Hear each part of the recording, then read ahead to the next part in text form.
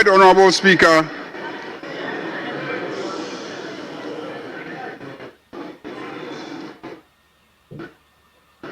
honorable members of Parliament,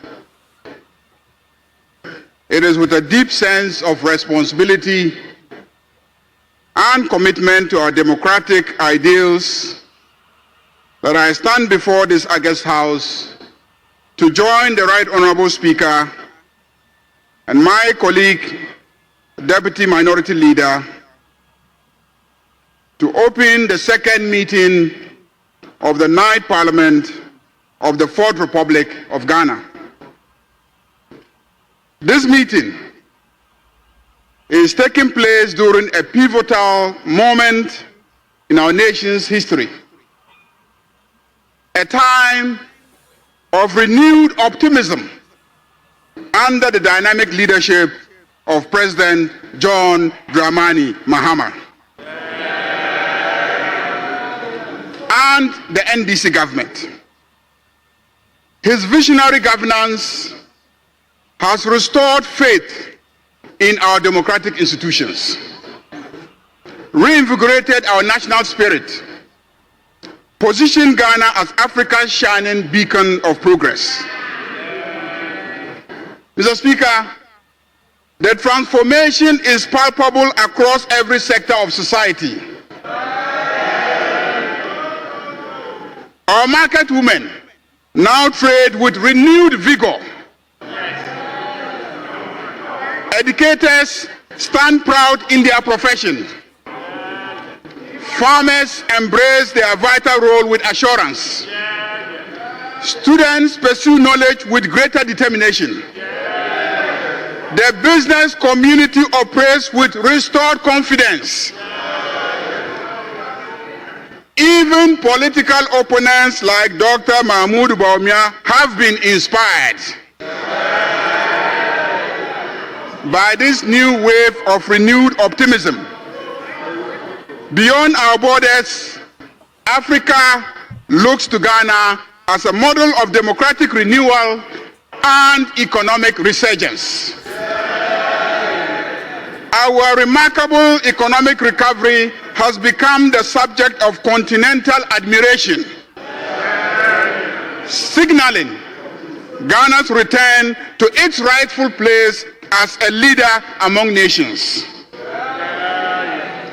This is more than mere political change. It is a national awakening that promises to carry Ghana to new heights of prosperity and influence. Right Honorable Speaker, I am proud to say that this renewed hope of the ordinary Ghanaian is the result of the work that we did during the inaugural sitting of Parliament.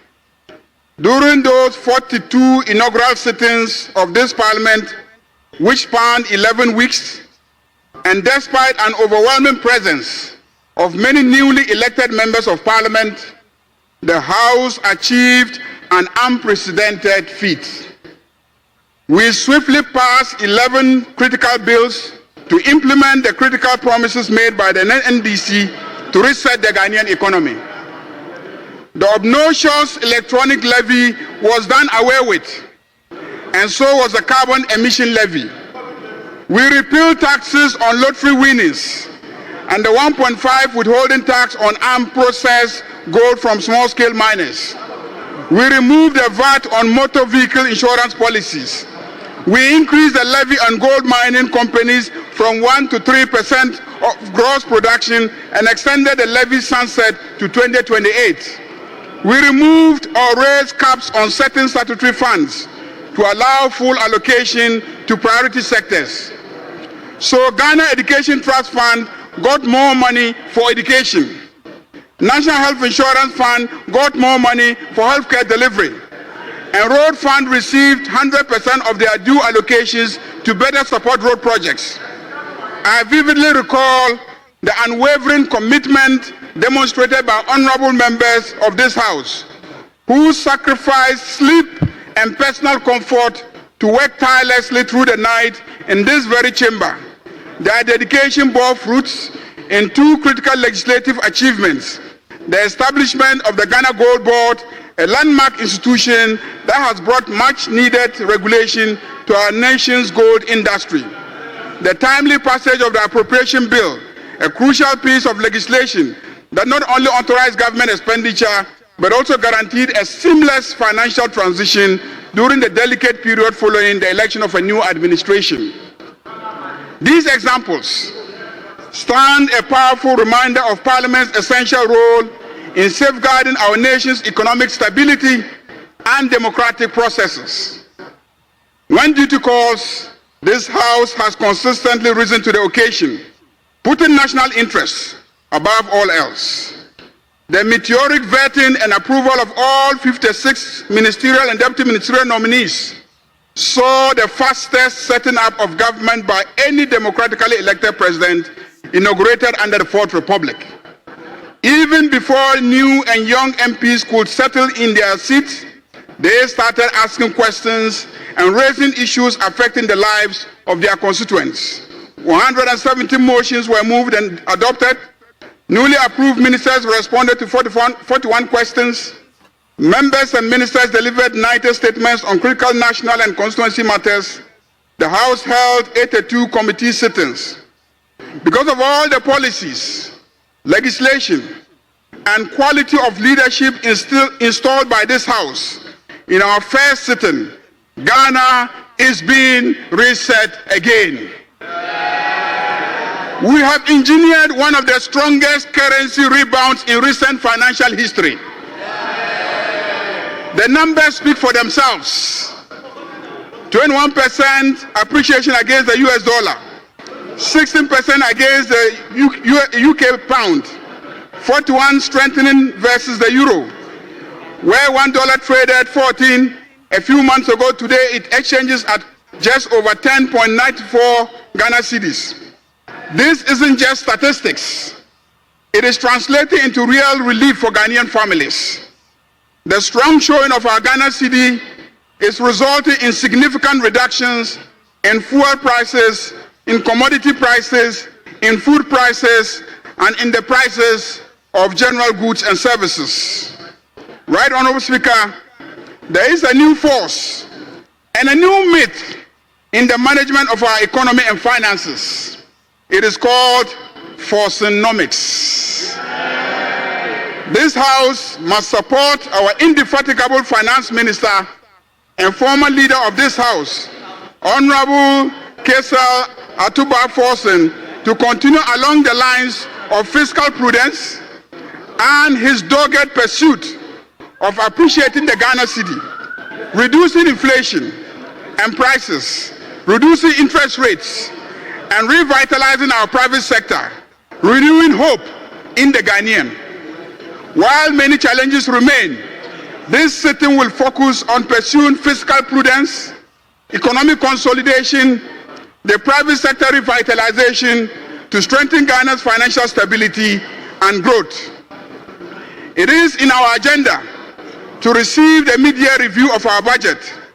Members will recall that this House approved a common fund formula that demanded that 80% of the fund should be sent directly to the assemblies. The Finance Minister will bring an urgent statement on the guidelines to govern the utilization of the funds. He will also make other far-reaching statements on the financial sector. A bill to convert the Ghana Investment Promotion Center to the Ghana Investment Promotion Authority will be presented to the House. A Ghana Deposit Protection Amendment Bill will be laid to enhance the existing legal framework and to meet international standards and to better protect depositors. Greater clarity to our exemptions regime will be seen in an Exemptions Amendment Bill. Several bills and regulations in the financial sector are in the works and will soon find their way to this House. They include a Customs Amendment Bill, an Income Tax Amendment Bill, a Private-Public Partnership Regulation, Fees and Charges Miscellaneous Provisions Amendment Regulations, Revenue Administration Amendment Regulations, and an Exemptions Regulations. Other requests will be made of this House to pass economic agreements, loan agreements, tax and duty waivers, and the consideration of statutory reports. The Attorney General and Minister for Justice, the new doing of accountability, is busy preparing prosecutions of massive looting of public funds under the SWAL MPP regime. Even as he is busy in this regard, Honorable Dr. Dominic Ayini will bring to this House a new Conduct of Public Officers Bill, a Criminal and Other Offences Procedure Amendment Bill, Economic and Organized Crime Office Bill, Ghana Industrial Property Office Bill, Interstate Succession Bill, Legal Education Reform Bill, Legal Profession Bill, Notaries Public Amendment Bill, Presidential Transition Amendment Bill, State Property and Contract Amendment Bill, and a new Tribunals Bill. By the time we finish passing these bills, the legal architecture of Ghana would have received a significant overhaul. Right, Honorable Speaker, the Attorney General will also introduce several subsidiary legislation. They include the Corporate Insolvency and Restructuring Regulations, the Court of Appeal Rules, Economic and Organized Crime Office Operations Regulations, Economic and Organized Crime Office Terms and Conditions of Service Regulations, High Court Civil Procedure Amendment Rules, Interpretation Regulations, Judicial Service Terms and Conditions of Service Regulations, Legal Aid Commission Regulations, Supreme Court Rules, and very significantly, removal from office of Justices of the Supreme Court Rules. The President, John Dramani Mahama, is determined to fast-track legislative reforms to strengthen our institutions of governance and further entrench our democracy. The President is committed to legislative clarity with transparency when it comes to the constitutional mechanics of the removal of justices of the superior courts. The Minister for Education, the Honorable Haruna Idrisu, will bring to this House a Scholarships Authority Bill, a University for Development Studies Bill, a Ghana Book Development Council Bill, a University of Engineering and Agricultural Science Bonsu Bill, and an amendment to the Colleges of Education Act. Pursuant to Education Regulatory Bodies Act, the Education Minister will submit for approval by the House a number of legislative instruments related to the National Teaching Council, the National Council for Curriculum and Assessment, the National School Inspectorate Authority, and the Ghana Tertiary Education Commission. Right, Honorable Speaker, the Minister for Gender, Children and Social Protection will bring before us a Social Protection Bill, a Child Justice Amendment Bill, a bill to amend the existing Domestic Violence Act, an LI for the Social Protection Bill, and an LI for the Affirmative Action Act of 2024. Honorable Emmanuel Amakofubua is expected to present a bill to review the Minerals and Mining Act, submit all mining leases for consideration for ratification by this House. This House sends a clear signal that it will no longer tolerate the practice of major mining undertakings occurring without valid critical proposals to this House aimed at transforming Ghana's energy sector. Petroleum sector development will see proposals seeking ratification of a petroleum agreement involving GNPC, Exploco, and TriStar Upstream Oil and Gas Limited. He is proposing measures to facilitate over $4 billion investments in that sector. He will introduce legislation to restructure the Ghana Petroleum Commission and the PURC. Regulatory framework for modernization will be proposed by the Minister. He is proposing to repeal and reenact the National Petroleum Authority Act. He will present a Nuclear Power Corporation Bill to establish a regulatory framework for nuclear energy development in Ghana. And he will submit a Renewable Energy Authority Bill to promote renewable energy initiatives in Ghana. Mr. Speaker, pursuant to the efforts to reform the energy distribution sector, Mr. Speaker, the electricity distribution, he will seek parliamentary approvals when necessary to implement the multiple lease model in electricity distribution. He is also proposing legislation to realign the Public Utilities Regulatory Commission's mandate. This ambitious institutional transformation agenda requires robust legislative backing. In addition to these executive bills, several private members' bills are being finalized and will be introduced during this sitting. Mr. Speaker, some of the ministers are yet to present to us their proposed legislative programs in this meeting. Mr. Speaker, the President in February appeared before this House and delivered his first message on the state of the nation to the Ghanaian public since assuming office on January 7th. A resounding theme of the message included the collapse of our institutions of democracy, our state-owned enterprises and corporations, and unbridled corruption. Right, Honorable Speaker, during this sitting, the Majority Caucus will spearhead a rigorous pursuit of accountability in Ghana's public financial management. We will demand a full-scale parliamentary investigation into the handling of COVID-19 expenditures to ensure transparency in how emergency funds were utilized. Additionally, this House will revisit the unresolved Ajapa royalties deal and require a detailed update on the 190 million PDS scandal, a case of alleged fraud in power distribution that cost Ghana dearly under the previous administration. Furthermore, we will launch a comprehensive inquiry into the rampant sole sourcing practices of the past government, exposing how recklessness in contracting bled the nation's coffers while enriching a select few politically connected individuals. We will also summon Operation Recover All Loot, ORA, for briefings, particularly on the 36 financial cases worth over 20 billion United States dollars, including land-related fraud amounting to over 700 million United States dollars. The gravest danger to our democracy is impunity. If we fail to hold those responsible for this brazen plunder of public resources accountable, we betray the trust of every Ghanaian who demands justice. This House will ensure that the era of financial recklessness is met with certain and unwavering consequences.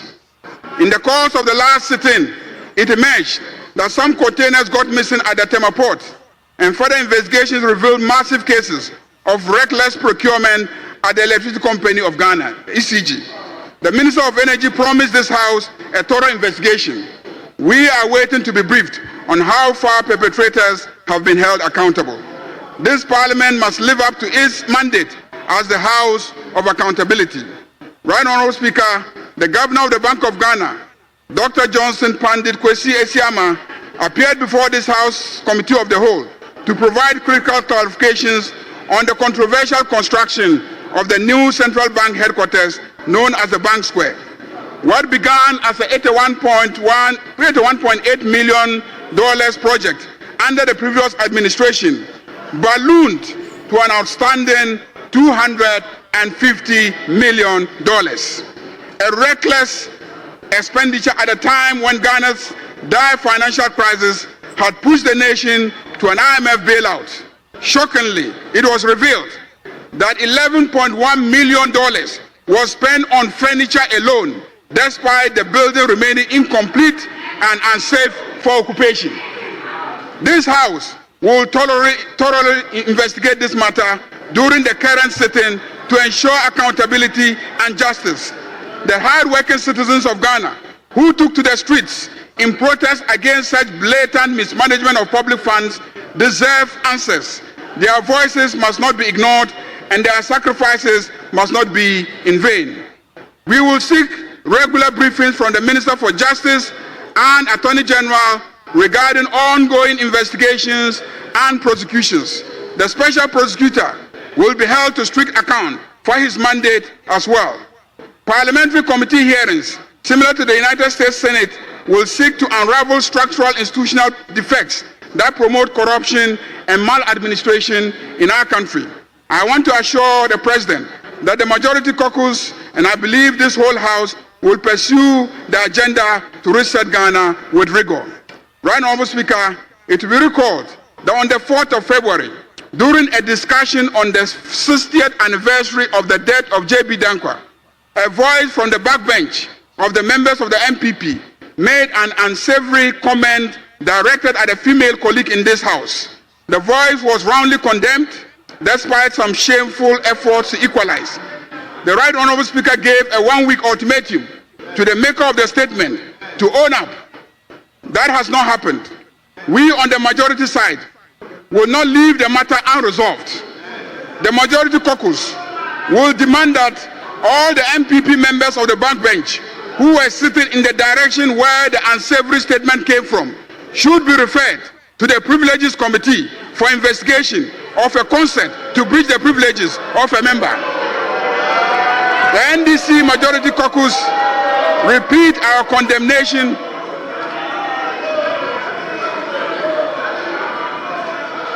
The NDC majority caucus repeat our condemnation of the unsavory comment made on this floor and regrets the incident as the lowest point in the life of this house in the last sitting. Right Honourable Speaker, the recess period was highly productive, as nearly all House committees either conducted oversight visits to their respective institutions and agencies or participated in capacity building seminars and workshops to strengthen their effectiveness.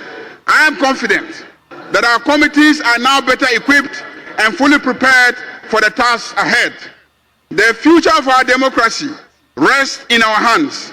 While free elections and peaceful transitions are fundamental to democracy, to visit all independent constitutional bodies, ensuring we remain fully informed of their operations, circumstances, conditions, and problems. Sanitation Committee Chairman and his team inspected key sanitation installations, engaged with local assemblies, while the Local Government Committee conducted an in-depth monitoring visit to the integrated recycling and compost plant facilities in the OT and Volta regions, evaluating waste management infrastructure and operational efficiency. I eagerly await committee hearings to address key findings from these visits. Additionally, the Gender and Social Protection Committee conducted welfare assessments at vulnerable care centers, including City of Refuge Ministries, HD Presence Orphanage, and Save Them Young Orphanage, ensuring the needs of our most marginalized citizens are addressed. All committees are expected to submit detailed reports of their research activities for the House's consideration. I am pleased to note that these efforts have not gone unnoticed. I have received numerous public commendations for the hard work and commitment displayed by our committees during this period. Looking ahead, Mr. Speaker, as we begin our second meeting, our mandate remains clear: to prioritize economic recovery, strengthen social protection, enhance security, and improve governance through targeted legislation. The Ghanaian people expect us to work with urgency and unity to address pressing issues such as youth unemployment, further reducing cost of living, access to affordable housing and reliable utility services, and better infrastructure. As representatives of the people, we are reminded of our sacred duty to uphold the Constitution, advance good governance, and work tirelessly to improve the lives of all Ghanaians. The legislative agenda before us is both ambitious and essential, covering economic recovery, social development, security, constitutional reforms that will shape the future of our nations. The Majority Caucus remains resolute in its commitment to constructive and bipartisan engagement, ensuring that the business of Parliament is conducted with integrity, transparency, and the utmost respect for democratic principles. We recognize that the strength of our democracy lies in robust debate, consensus building, and the pursuit of the common good. I urge all honorable members to approach our deliberations during this meeting with diligence, fairness, firmness, and a shared sense of purpose. Let us rise above partisan divide and focus on legislation that will promote job creation, economic stability, sustainable development, and the public good. Together, we have both the power and the responsibility to honor the trust bestowed upon us by the people, and through our actions, we will drive meaningful progress for our beloved nation. May God bless our deliberations, and may God bless Ghana. Thank you very much, Mr. Speaker.